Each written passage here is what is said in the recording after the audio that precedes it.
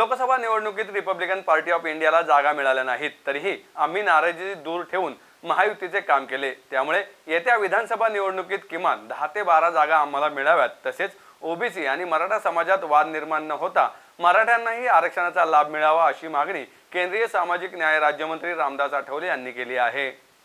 एक जर आरपीआयला लोकसभेच्या निवडणुकीमध्ये 2 जागा मिळाव्यात अशी आमची अपेक्षा होती, पण रिपब्लिकन पक्षाला एकही जागा मिळाली नाही।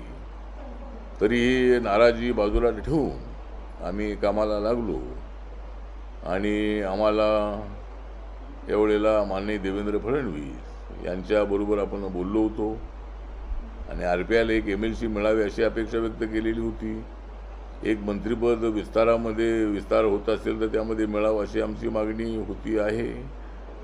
तर एमएलसी तर काय आम्हाला मिळाली नाही आहे, पण मंत्रिमंडळामध्ये तरी आमचा समावेश व्हावा अशी आपली मागणी आहे।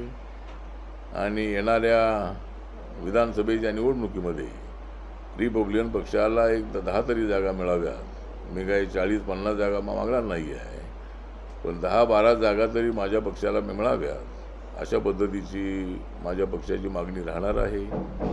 रिपब्लिकन पक्षाच्या कार्यकर्त्यांचा सन्मान व्हावा।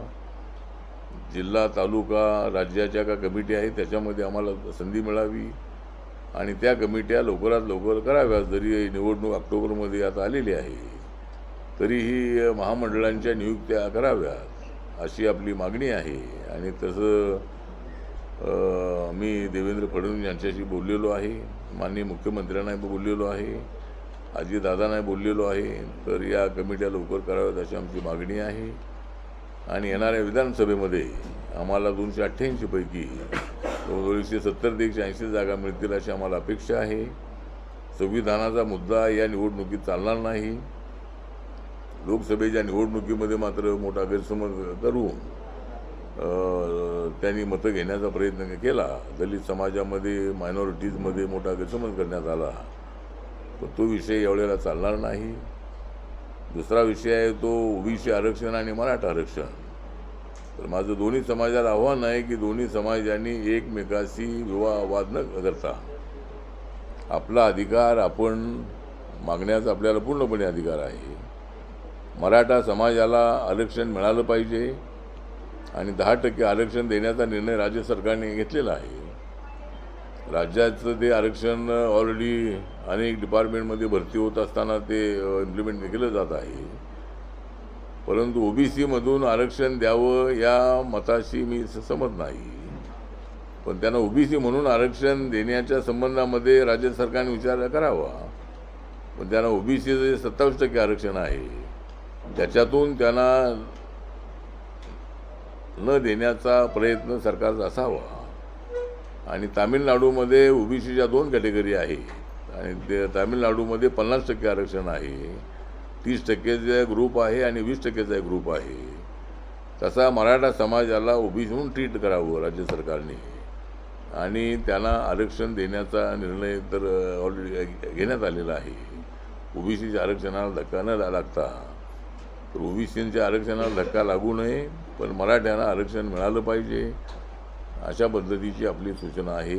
आणि तशा पद्धतीनं जर हा प्रस्ताव जर आमच्या मंत्रालयाकडे आला, दिल्लीला आला की मराठा समाजाला आरक्षण देण्याच्या संबंधातला मुद्दा, त्याचा आमचं मंत्रालय नक्की विचार करेल।